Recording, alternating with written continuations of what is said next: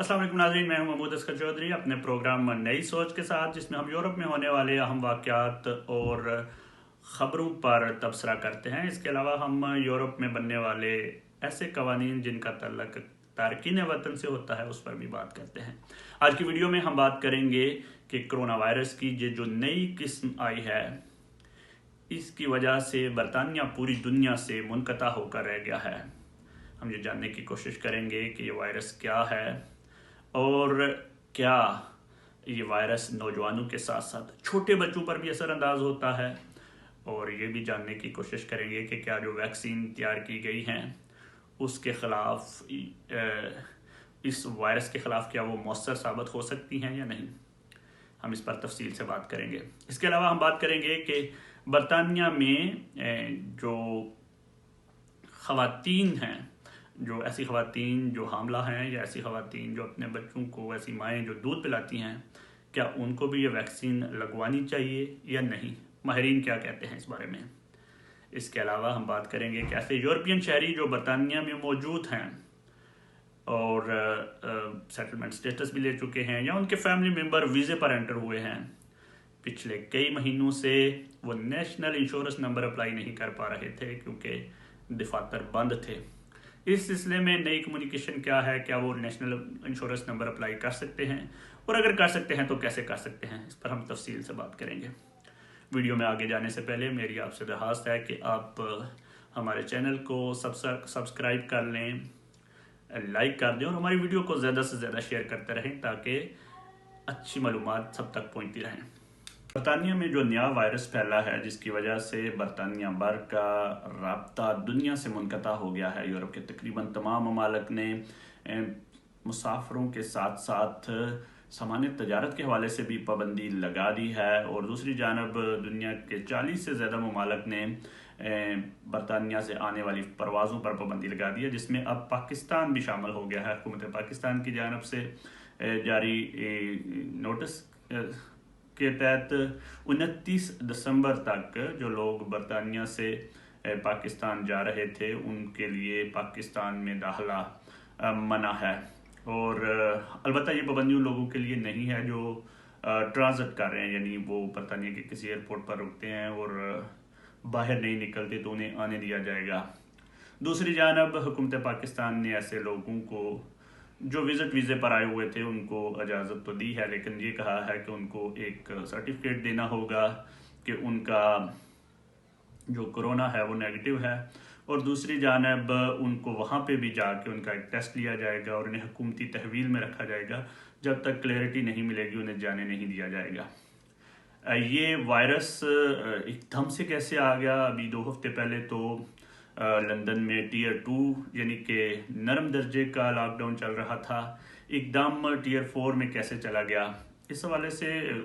तमाम डॉक्टर्स भी परेशान हैं। वैसे तो ये जो नया वायरस है ये सितंबर में इसके कुछ केसेस सामने आ गए थे, फिर अक्टूबर में ये इनकी रफ्तार बहुत बढ़ गई, 1 तिहाई तक चले गई और अब ये 2 तिहाई तक पहुंच गए हैं। तो माहिरीन का ये ख्याल है, और बोरिस जॉनसन ने उन्हीं ख्यालात की बिना पर कहा था कि ये 70% ज़्यादा तेज़ी से फैल रहा है। तो इस वजह से पूरी दुनिया में एक अलार्मिंग सिचुएशन हो गई है और हर चीज़ जो है वो स्टॉप हो गई है। वायरस जो है वो म्यूटेशन करते हैं, वायरस अपनी जीनियाती हैयत जो है वो तब्दील करते रहते हैं, ये अक्सर होता है। और इस दफ़ा भी ये कोई चीज़ नई नहीं थी, शुरू से ही माहिरीन सेहत और तहकीक करने वाले साइंसदान ये कह रहे थे कि ऐसा होगा, बल्कि ऐसा हो चुका था। जो वायरस वुहान में चाइना में आया था वो वायरस वो नहीं रहा था जो स्पेन में और बाद में इटली में आकर अपनी जो हैयत है वो तब्दील करता रहा है। इस वक्त ख़तरे की बात इस नए वायरस में ये है कि ये न सिर्फ बहुत तेज़ी से फैलता है बल्कि इसका असर नौजवानों पर भी होता है। अब इस बात पर तहकीक की जा रही है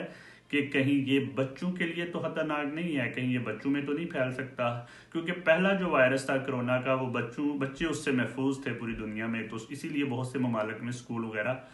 کھلے رہے اور ابھی کھلے ہیں۔ لیکن کل بورس جانسن نے کہا ہے کہ اب اس بات کی تحقیق کی ضرورت ہے کہ کیا بچوں پر یہ بری طرح اثر انداز تو نہیں ہوتا، کیونکہ اس کی بنا پر ہی جو ہے وہ جنوری میں یہ فیصلہ کرنا پڑے گا کہ تعلیمی ادارے کھولنے ہیں یا نہیں، کیونکہ اگر یہ ثابت ہو گیا کہ یہ وائرس بچوں پر بھی اثر انداز ہوتا ہے تو ایک بہت بڑا ایشو دنیا کے لیے پھیلا ہوگا۔ دوسری جانب نہ صرف مسافروں کی نقل و حرکت روک دی گئی ہے، بلکہ فرانس کے ساتھ جو چینل ہے جس کے ذریعے یہاں سے ٹرکس وغیرہ سامان لے کر جاتے ہیں، فرانس نے کل سے 48 گھنٹے کے لیے بلاک کر دی تھے سارے ٹرک، اور ایک اندازے کے مطابق تقریباً 1500 کے قریب ٹرک جو ہیں وہ کھڑے ہیں اور فرانس ان کو انٹر نہیں ہونے دے رہا۔ اس سلسلے میں فرانس کے جو وزیر ہیں، ان کی جو یو کے کی وزیر ہیں پریت پٹیل، ان سے بات بھی ہوئی ہے، کوشش ہو رہی ہے، گفت و شنید ہو رہی ہے کہ اس بلاکیج کو روکا جائے، کیونکہ یہ ایک بہت بڑا ایشو بن گیا ہے، لیکن ابھی تک فرانس حکومت اس پر نرمی نہیں کر رہی، اور بورس جانسن اور فرانس کے جو صدر ہیں میکرون، ان کی آپس میں بات بھی ہو رہی ہے، اور امید کی جا رہی ہے کہ یہ جلد سے جلد روکا جائے، اس بلاکیج کو ختم کیا جائے گا اور آمد و رفت شروع ہو سکے گی، کیونکہ اس کے بہت زیادہ نقصانات ہیں، بہت زیادہ ٹرک، ایک اندازے کے مطابق تقریباً 10,000 کے قریب جو گاڑیاں ہیں اور ٹرک وغیرہ وہ ان دو ممالک کے درمیان سفر کرتے ہیں اور اس چینل سے گزرتے ہیں، تو یہ بہت بڑا ایشو بن جائے گا۔ 3-4 ایسے موضوعات ہیں جن کی وجہ سے ایشو بنے گا۔ سب سے پہلے تو سپر مارکیٹس میں کرسمس کا آپ کو پتہ ہے کہ سیزن ہے، لوگ شاپنگ کرنے جا رہے ہیں، تو سامان ادھر سے ادھر پورے یورپ میں اور پوری دنیا میں پھیل رہا ہے، تو اگر اس کو سٹاپ کر دیا گیا تو یہ بہت بڑا ایشو ہو جائے گا۔ دوسری جانب جو فوڈ کی آرگنائزیشنز ہیں، ان کا کہنا ہے کہ یورپ سے اور دیگر ممالک سے جو فوڈ یعنی کھانے پینے کی اشیاء آتی ہیں وہ بھی براہ روڈ آتی ہیں، تو اگر اس طرح یہ بلاکیج جاری رہا تو بہت بڑی کمی ہونے کا اندیشہ ہے۔ حالانکہ حکومت اس بارے میں بورس جانسن یہ بتا چکے ہیں کہ اس میں پریشانی کی کوئی بات نہیں ہے، لیکن اس کے باوجود اس مسئلے کو جلد حل کرنے کی ضرورت ہے۔ رائل میل جو ہے ڈاک کا نظام وہ تباہ ہو گیا ہے، روک دیا ہے، سسپینڈ کر دی گئی ہے سروسز، رائل میل نے یہ اعلان کیا ہے کہ وہ نہیں بھیج رہے،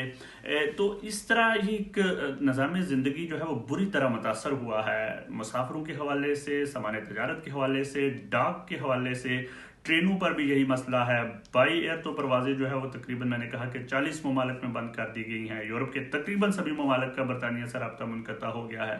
تو یہ ایک بہت بڑا بحران ہے جو آ گیا ہے اس نئی قسم کے حوالے سے۔ دوسری جانب ایک چیز جو ماہرین کا کہنا ہے، WHO یعنی ورلڈ ہیلتھ آرگنائزیشن نے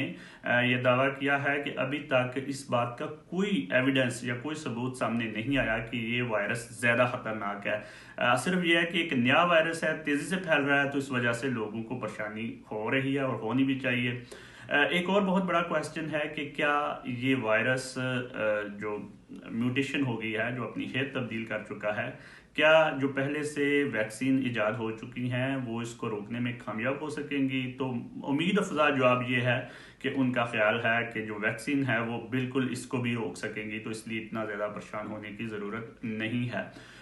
ورلڈ ہیلتھ آرگنائزیشن اور برطانیہ جو ہے اس میں میٹنگز جاری ہو گئی ہیں، اس مسئلے کو، اس بحران سے نکلنے کے لیے یورپی یونین کی میٹنگز بھی ہیں،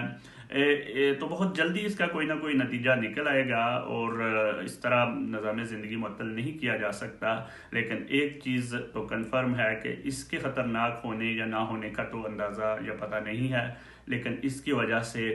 جو معیشت کو نقصان ہے وہ بہت برا ہوگا۔ فائزر کی کرونا ویکسین کے حوالے سے یہ بحث بہت زیادہ اہمیت کا اختیار کر گئی ہے کہ کیا ایسی خواتین جو حاملہ ہیں یا ایسی خواتین جو بچوں کو دودھ پلا رہی ہیں، ایسی مائیں، ان کو کرونا ویکسین لگوانی چاہیے یا نہیں۔ اس پر بہت سے ممالک تقسیم ہیں۔ برطانیہ نے ابھی تک یہ فیصلہ نہیں کیا کہ وہ ایسی ماؤں کو یا ایسی خواتین کو ویکسین لگائے گا یا نہیں، اور امریکہ نے یہ کہا ہے کہ یہ ان خواتین کی مرضی پر ہوگا کہ وہ ویکسین لگوانا چاہتی ہیں یا نہیں۔ ماہرین اس سلسلے میں کیوں سستی کا مظاہرہ کر رہے ہیں، اس کی وجہ یہ ہے کہ ابھی تک ان کا خیال ہے کہ ان کے پاس ایسا ڈیٹا موجود نہیں ہے جس کے تحت یہ بتایا جا سکے کہ جو حاملہ خواتین ہیں وہ اگر ویکسین لگواتی ہیں یا دودھ پلانے والی مائیں اگر ویکسین لیتی ہیں تو وہ ان کے بچوں پر اثر انداز تو نہیں ہوگا۔ تو اس لیے ابھی جب تک اس کے مکمل ڈیٹا نہیں آئے گا، جب تک اس کے بارے میں سائنسدانوں کی یا ریسرچرز کی مکمل تحقیق نہیں آئے گی، اتنی دیر تک خواتین شاید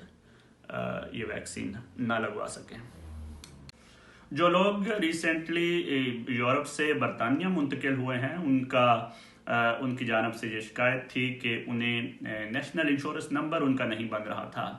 کرونا وائرس کی وجہ سے جو ادارے ہیں برطانیہ میں وہ تقریباً بند ہیں اور وہ کسی کو اپوائنٹمنٹ نہیں دے رہے تھے کہ وہ نیشنل انشورنس نمبر اپلائی کر سکیں۔ نیشنل انشورنس نمبر آپ کو پتہ ہے کہ تقریباً ہر چیز کے لیے ضروری ہے، کیونکہ یہ آپ کا مالیاتی کوڈ ہوتا ہے، آپ کام اس پر کرتے ہیں، آپ کی پینشن اس پر جاتی ہے، آپ کے بینیفٹ اس پر شروع ہوتے ہیں، تو یہ ایک بہت بڑا ایشو تھا۔ لیکن اب اس کو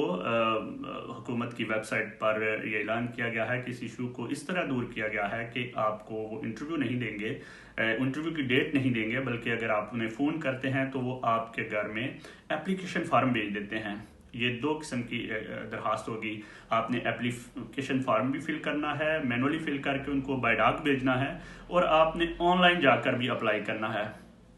یاد رہے کہ آن لائن اپلائی صرف وہی لوگ کر سکتے ہیں جن کو حکومت کی جانب سے گھر میں لیٹر آئے گا۔